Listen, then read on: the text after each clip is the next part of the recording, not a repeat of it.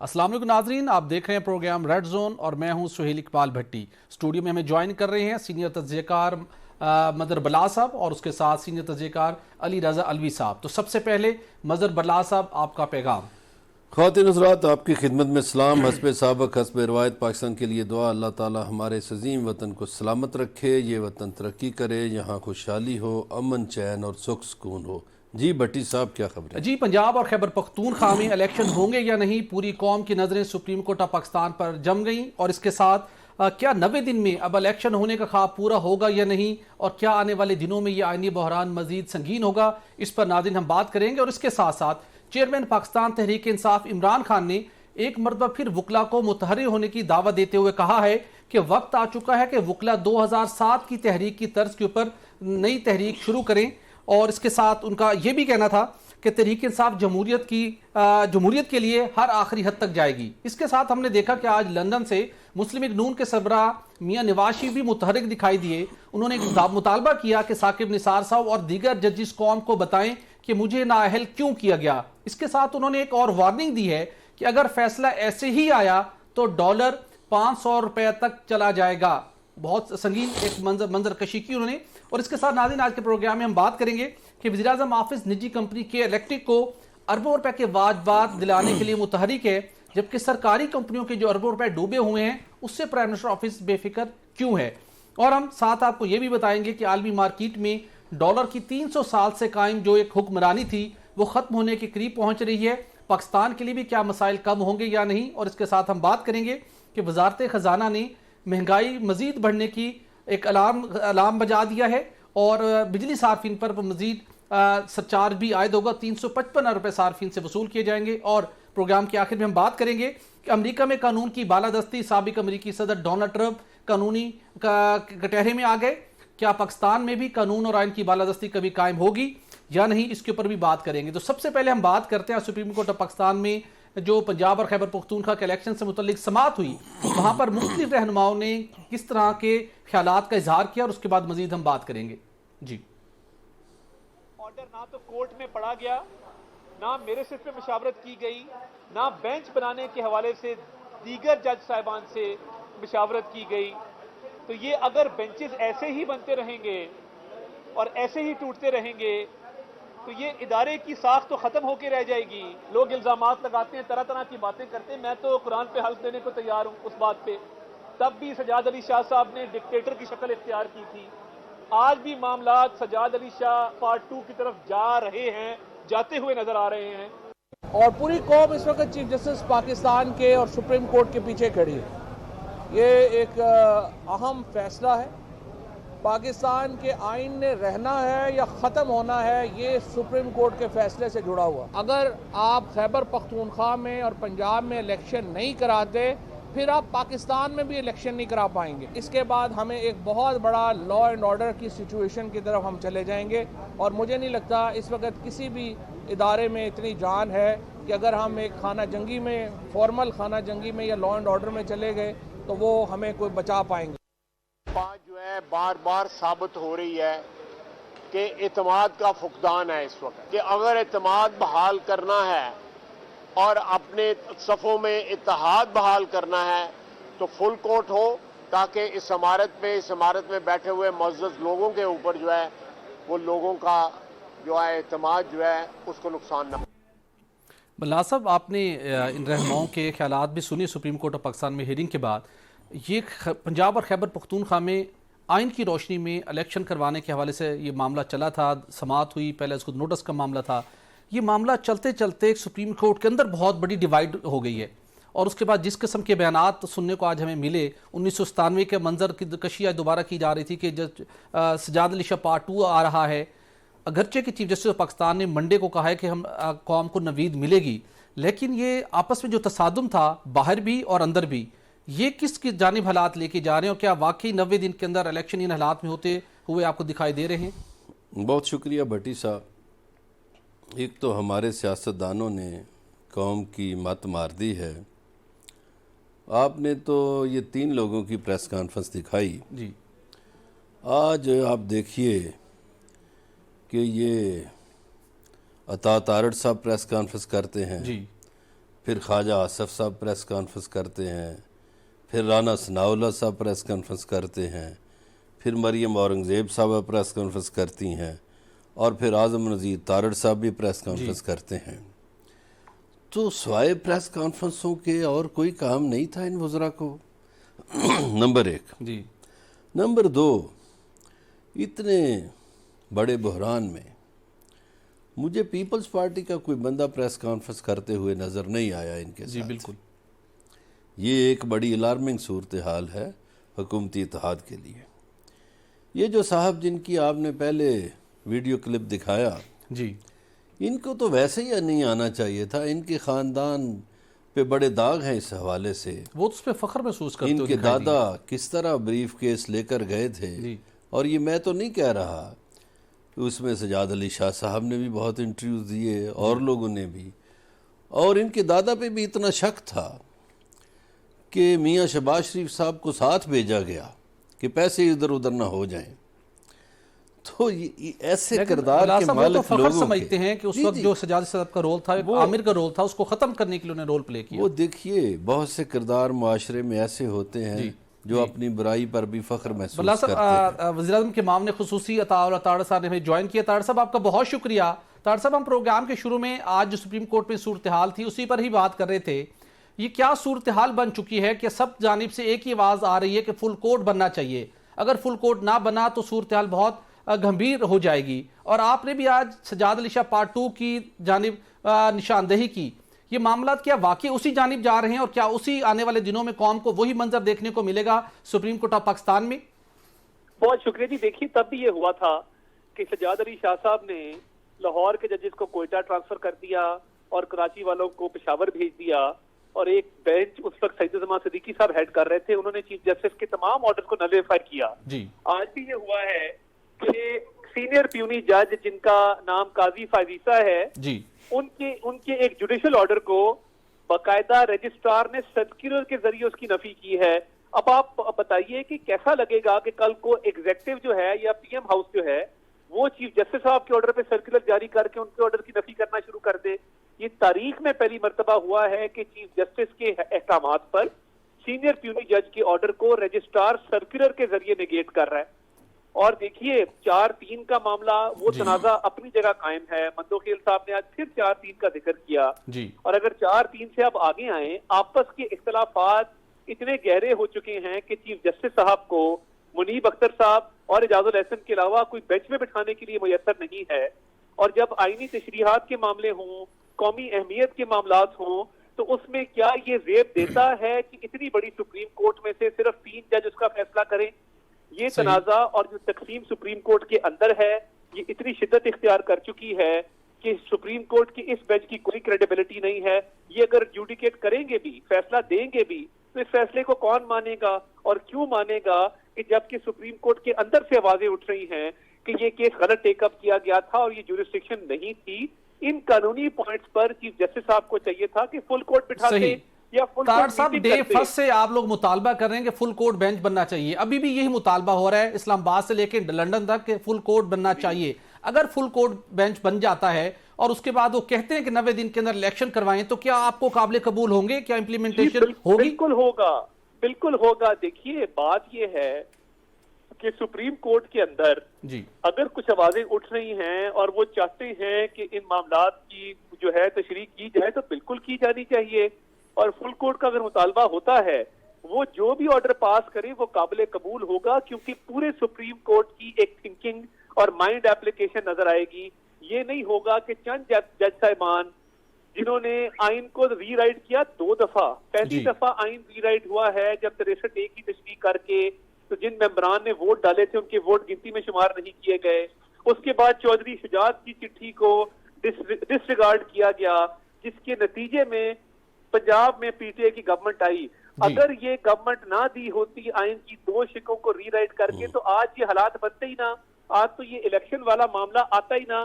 یہ لگتا یہ ہے کہ کسی لیول پہ عمران خان کی کوئی سہولت کاری ہو رہی ہے، اور آج چیف جسٹس صاحب آپ دیدہ ہو گئے، کاش اس وقت آپ دیدہ ہوئے ہوتے جب قاضی فائزیسا جو ایک بردر جج ہیں ان کی اہلیہ چھڑی کے ان سہارے کا ذکر تو انہوں نے آج بھی کیا، ان کے اوپر بھی ان کا دل دکھی تھا. میں ایک سوال کروں؟ ان کو کٹہرے میں کھڑا کر کے وہ بے قصور تھی، بے گناہ تھی، ان سے سوالات کیے جا رہے تھے، تب تو کسی کا دل دکھی نہیں ہوا، تب تو کوئی آبیدہ نہیں ہوا. آج جب پورا سپریم کورٹ ان کے خلاف کھڑا ہو گیا ہے اور چیف جسٹس صاحب اعتماد کھو چکے ہیں اپنے بردر ججز کا، تو یہ بالکل ریب نہیں دیتا کہ 3 ججز کو بٹھا کے، میری تو اپنی پارٹی کو بھی یہ صدا ہے کہ ہمیں تو اس کا بوائیکاٹ کرنا چاہیے اور اس کا حصہ نہیں بننا چاہیے. طارڑ صاحب گزارش یہ ہے کہ 1 سال پہلے سو موٹو حلال تھا، اب سو موٹو حرام ہے آپ کے نزدیک، اور دوسری بات جو وہ آپ پنجاب حکومت والی کر رہے ہیں، مجھے بتائیے کہ وہ ممبران کی خرید و فروخت سے آپ لوگوں نے حکومت بنائی تھی، کیا کوئی اخلاقیات اس کی اجازت دیتا تھا؟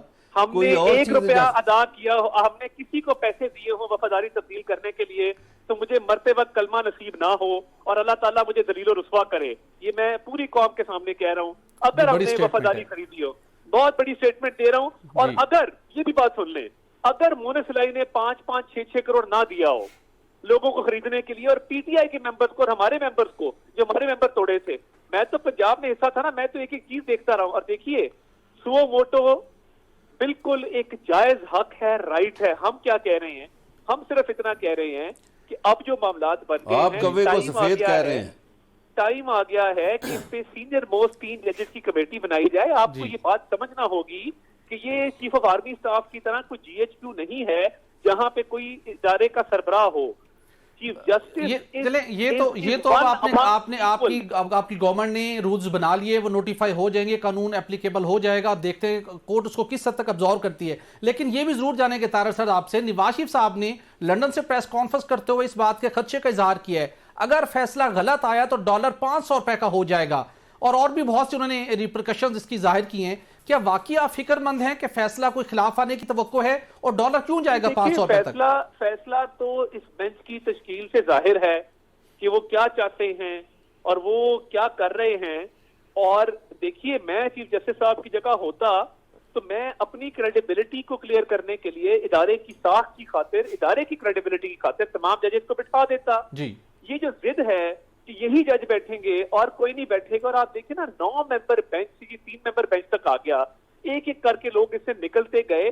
جن لوگوں نے اس بینچ سے کیس سننے سے معذرت کی ہے، ان فیکٹ انہوں نے چیف جسٹس پر عدم اعتماد کیا ہے.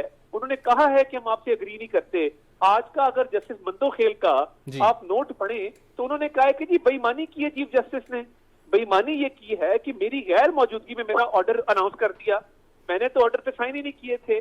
میرا آرڈر تو یہی کہتا ہے. طارق صاحب یہ بالکل آپ کی بات بجا ہے، لیکن میرا سوال یہ ہے طارق صاحب، پاکستان جس نہج پر پہنچ چکا ہے اور جو ملکی حالات ہے، دنیا بھر کے اندر پاکستان کا جو امیج ہے بری طرح سے متاثر ہو رہا ہے، انسرٹینٹی کریٹ ہو رہی ہے.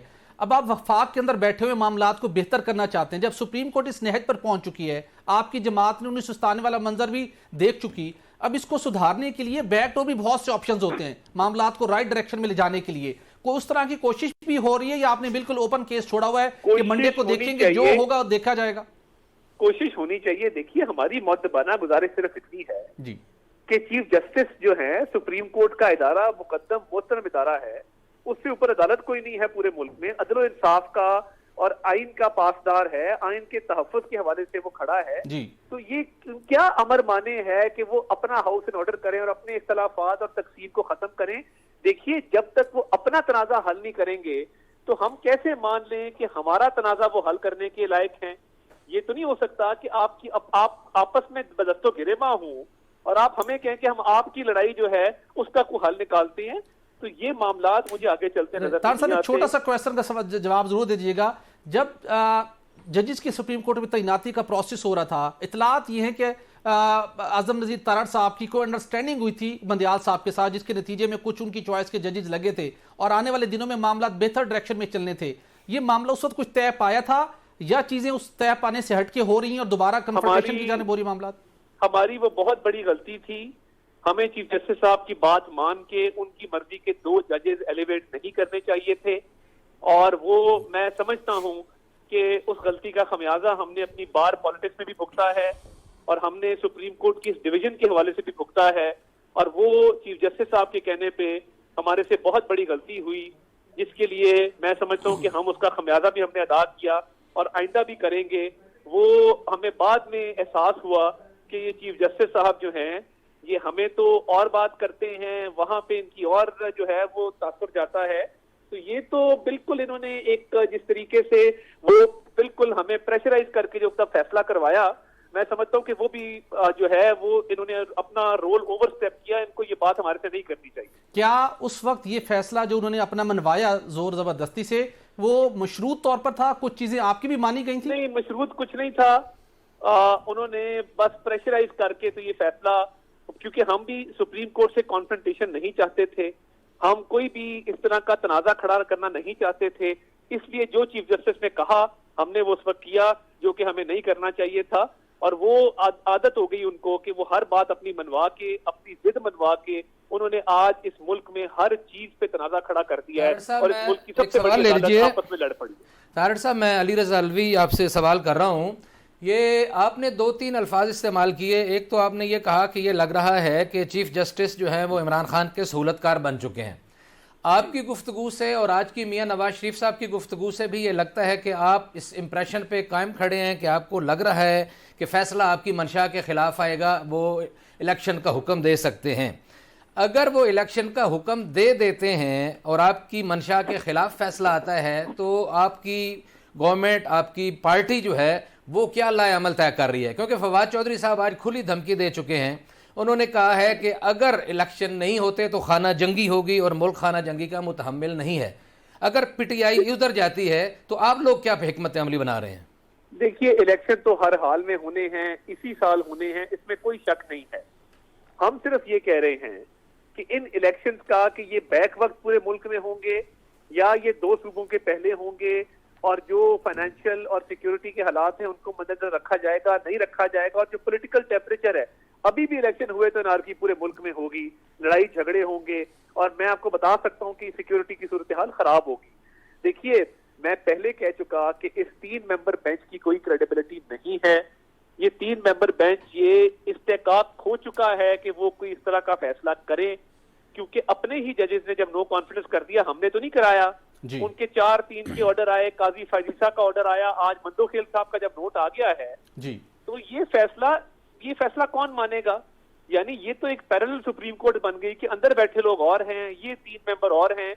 تو بات یہ ہے کہ جب تک یہ تنازع چیف جسٹس صاحب حل نہیں کریں گے, فل کورٹ کو بٹھا کے یہ تاثر نہیں دیں گے کہ سپریم کورٹ متحد ہے, سپریم کورٹ کی کوئی تقسیم نہیں ہے, کوئی لڑائی جھگڑا نہیں ہے, کوئی تنازع نہیں ہے, تب تک عمل درآمد ان فیصلوں پہ مجھے نہیں لگتا کہ ہو پائے. یعنی آپ لوگ یہ فیصلہ نہیں مانیں گے, آپ یہ کہہ رہے ہیں؟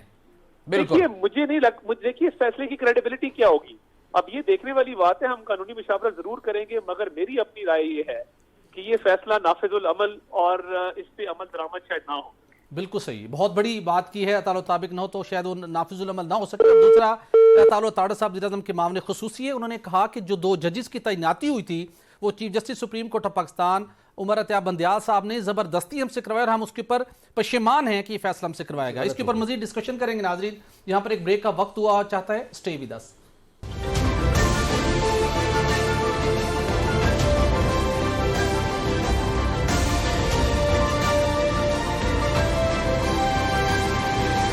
ویلکم بیک ناظرین.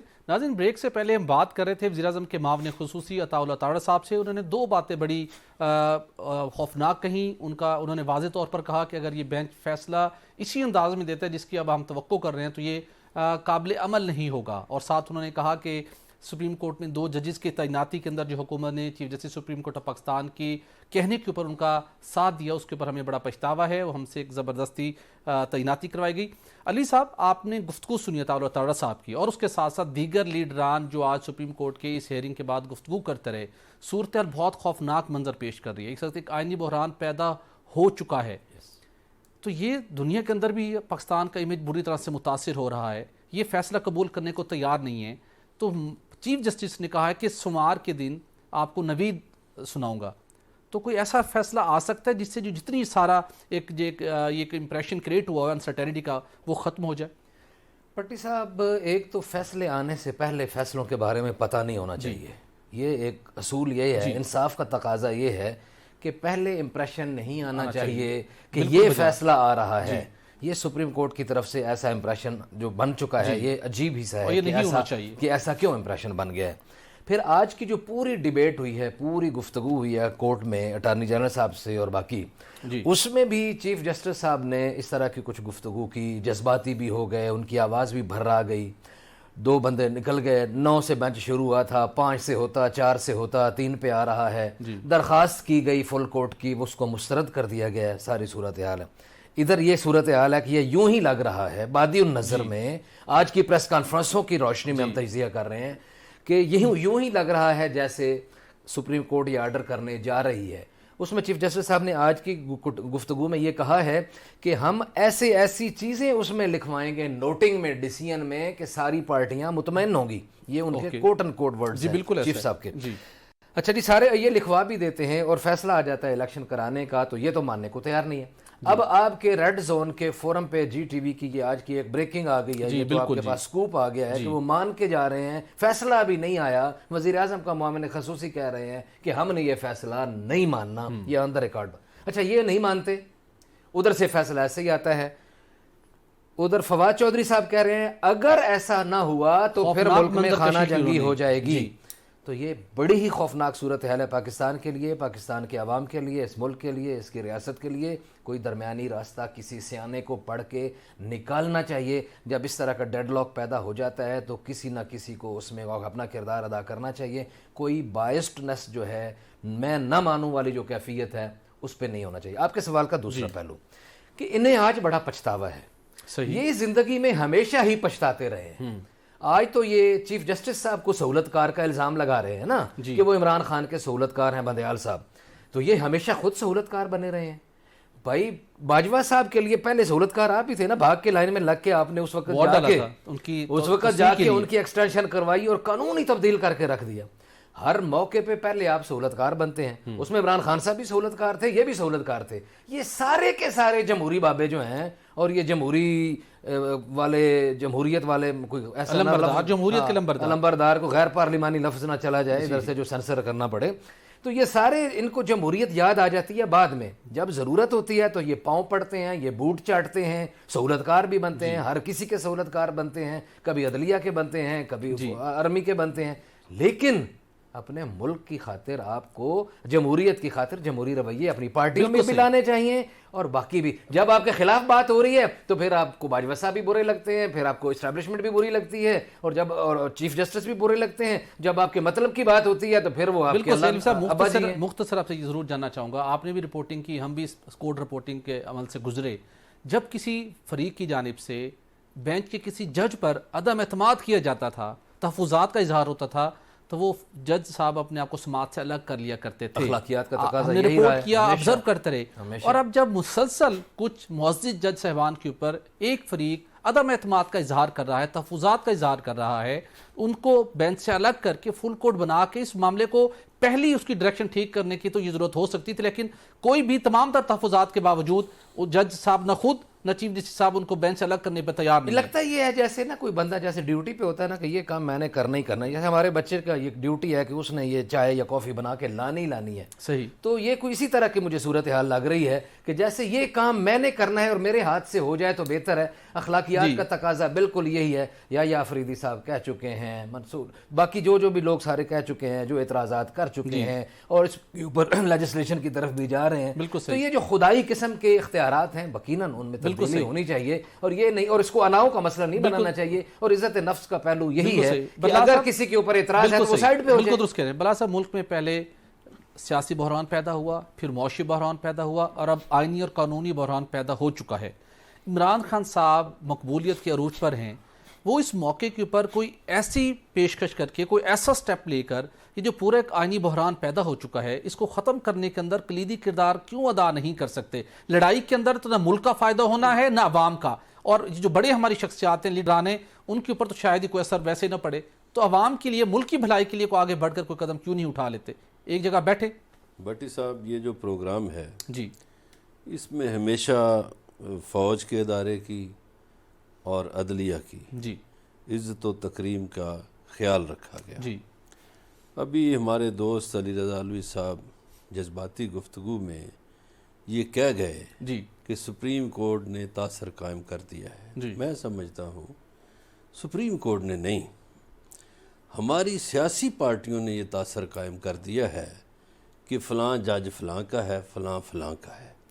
آپ سپریم کورٹ کے غلط ہے، جس مرضی جج کو لے آئیں، ہمارے لیے سب قابل احترام اور مجھے پتہ ہے یہ علی رضا علوی صاحب بھی یہ سمجھتے ہیں، گفتگو میں ایک لفظ پھسل گیا، جی گزارش یہ ہے کہ وہ تو impression تو یہی ہے، ہماری وہ سیاسی impression تو یہی پارٹیوں ہے۔ نے دیکھیے ججز تو سیاستدان نہیں ہیں، جی وہ تو معاشرے میں تقریریں نہیں کرتے۔ جی اب یہ جو تقریریں کرنے والے ہیں یا جو پریس کانفرنسیں کرنے والے ہیں وہ کسی بھی پارٹی کے ہوں، انہوں نے یہ تاثر قائم کر رکھا ہے کہ فلاں جج فلاں کا ہے، فلاں فلاں کا ہے۔ میرا خیال ہے ہماری سیاسی پارٹیوں کو اپنے طرز عمل پر غور کرنا چاہیے، بالکل صحیح، اور یہ اس بات کا خیال رہے کہ آئین سے ماورا کوئی چیز نہیں، آئین سے الگ ہو کر تو کوئی جج فیصلہ نہیں کر سکے گا۔ جی بالکل، سارے جج معزز ہیں، جی لیکن ایک چین آف کمانڈ ہے وہاں پہ، جی جیسے فوج میں چین آف کمانڈ ہے، جیسے باقی اداروں میں ہے، تو اس کو یا تو آپ قانون سازی کریں پارلیمنٹ میں، جس کا عمل اور وہ بھی شروع ہو یہ چکا چور ہے۔ بازاری سے نہ بالکل کریں، صحیح، 2/3 اکثریت سے بالکل کریں، صحیح، اور قانون سازی ہونی چاہیے، 2/3 اکثریت سے کرنی چاہیے تاکہ معاملات بہتر انداز میں آگے بڑھ سکے۔ ناظرین یہاں پر ایک بریک لیں گے اور بریک کے بعد مزید گفتگو کا سلسلہ جاری رکھیں گے، اسٹے ود اس۔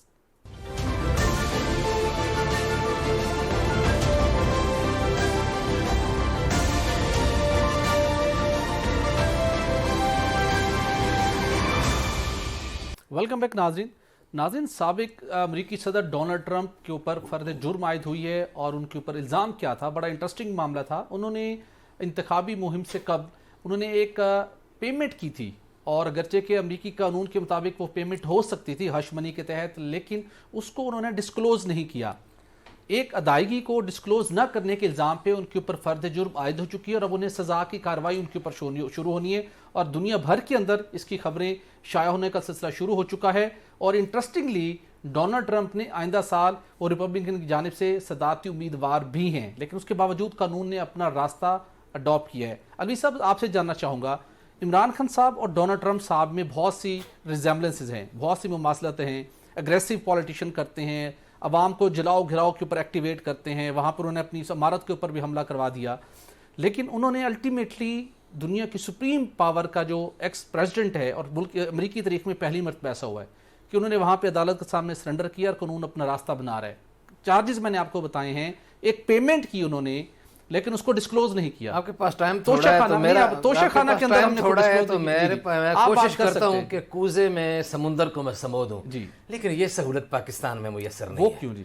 اس لیے کہ یہاں علل اعلان پتہ چلتا ہے کہ شوکت خانم کی زکوٰۃ یتیموں، مسکینوں، غریبوں کے نام پر جمع ہونے والا پیسہ ہاؤسنگ سوسائٹی میں انویسٹ ہوتا ہے، اور اس کو پروفٹ کی بنیاد پہ انویسٹ کیا جاتا ہے، پھر وہ پیسہ نکالا جاتا ہے اور اوریجنل پیسہ واپس جمع کرا دیا جاتا ہے، اور 1 روپے کا پروفٹ جو ہے وہ ان یتیموں کو، ان غریبوں کو، ان مسکین گنجے بچوں کو جن کی فوٹو دکھا کے پیسے لیے جاتے ہیں ان کو نہیں ملتا۔ تو یہ سہولت، آپ توشہ خانہ کی بات پہ آ جاتے ہیں، تو یہ یہاں پر سہولیات اور میسر ہیں۔ کچھ لوگ بہت لاڈلے ہیں، اب افضلاء ہیں، وہ انہوں نے عدالتوں میں پیش نہیں ہونا ہوتا، اگر عدالتیں بلائیں تو انہوں نے دعویٰ بولنا ہوتا ہے، شور شرابہ کرنا ہوتا ہے، ہجوم لے کے جانا ہوتا ہے جوڈیشل کمپلیکس کے آگے پیچھے، لیکن دوسروں کے لیے انہوں نے بھاشن ضرور دینا ہوتا ہے، قانون کا احترام کریں، آئین کا احترام کریں، پارلیمنٹ کا احترام کریں، فلاں چیز سپریم، فلاں چیز سپریم، اور ان کی اپنے لیے ان کی انا سپریم ہے، ان کی اپنی ذات سپریم ہے، اپنی ذات سے آگے نہیں سوچتے۔ بالکل ٹرمپ نے اگر سامنا کیا ہے، ان کو بھی سامنا کرنا چاہیے، اور ان کے اوپر بھی جو الزامات ہیں، توشہ خانہ والے بھی ہیں اور وہ والا بھی۔ یہ کوئی چھوٹا کرائم، انہوں نے ایک چھوٹی سی اماؤنٹ تھی یا بڑی اماؤنٹ تھی جو بھی تھی، شو نہیں نہ کی، ادھر تو چیزیں شو ہو چکی ہیں، توشہ خانہ شو ہو چکا ہے، وہ انویسٹمنٹ شو ہو چکی ہے، لیکن کوئی پوچھنے والا نہیں ہے۔ کیرٹ جو ہے وہ کئی 3 کیرٹ اور 5 کیرٹ کی انگوٹھیاں شو ہو چکی ہیں، فرا گوگی کے نام کے معاملات شو ہو چکے ہیں۔ پرویز الہی کے دور میں فائلیں غائب ہو گئی ہیں کہ جو اس ایک ہاؤسنگ سوسائٹی سے سینکڑوں کی تعداد میں پلاٹ لیے گئے تھے، اور ایک سے نہیں کئی ایک سے لیے گئے تھے، وہ فائلیں غائب ہو گئی ہیں، وہ فائلیں غائب ہو گئی ہیں۔ بلا صاحب، عمران خان صاحب نے ہمیشہ قانون کی پاسداری کی بات کی ہے. امریکہ، یورپ جیسے مہذب ممالکوں کی انہوں نے اگزامپل دی ہے. امریکی صدر کے اوپر فرد جرم عائد ہوگی، انہوں نے سرنڈر کر دیا. کیا عمران خان کو جو فرد جرم عائد ہونے کے لیے توشہ خانہ کیس کے اندر عدالت میں پیش ہونے کا نام نہیں لے رہے، ان کو ایٹ لیسٹ عدالت کے سامنے سرنڈر نہیں کرنا چاہیے؟ دیکھیے قانون کی حکمرانی ہونی چاہیے. آپ نے بیرونی دنیا کی بات کی ہے. پہلے تو میں اس پاکستانی کو شاباش دیتا ہوں، حمزہ کو، کہ وہ اسکاٹ لینڈ کا وزیر اعظم بنا اور اس نے حلف جو ہے وہ اردو ٹائم میں کم ہے، عمران خان کو سرنڈر کرنا چاہیے عدالت کے سامنے. عمران خان کو بھی سرنڈر کرنا چاہیے، اور ان کو بھی جن پہ فرد جرم لگنے والی تھی اسی دن وہ وزیر اعظم بن گئے. اس ملک کا سارا بابا آدم نرالا ہے. علوی صاحب کا دھارا تو ایک طرف جاتا ہے نا، دوسری طرف بھی آنکھیں کھول کے دیکھنا چاہیے کہ قانون کا احترام سب کو کرنا چاہیے، صرف عمران خان کو نہیں، سب کو کرنا چاہیے. اس میں آصف علی زرداری کو بھی احترام کرنا چاہیے، شریف فیملی کو بھی کرنا چاہیے. یہ بھی نمونہ ہم نے الگ دیکھا کہ 50 روپے کے اسٹامپ پیپر پہ ایک بندہ چلا گیا اور 4-6 ہفتوں کا کہہ کے 4 سال گزر گئے. بالکل صحیح، وہ لوٹا نہیں. صحیح. بلا صاحب کا بالکل ویلڈ پوائنٹ ہے. قانون کا سب کو احترام کرنا چاہیے. اور امریکی صدر اگر آج ایک ایگزامپل قائم کر رہے ہیں تو عمران خان صاحب کو بھی فرد جرم عائد ہونے کے معاملے کے اندر عدالت مسلسل بلا رہی ہے، اور ان کو صرف بلانے کے اندر قومی خزانے کے کروڑوں روپے خرچ ہو چکے ہیں. کئی لوگوں کے اوپر دہشت گردی کی دفعات کے تحت مقدمات درج ہو چکے ہیں، لیکن عمران خان صاحب اس کیس میں عدالت آنے کو تیار نہیں. ناظرین، آج کے پروگرام کا وقت ختم ہو جاتا ہے، اجازت دیجیے، کل ہوگی دوبارہ ملاقات. اللہ حافظ.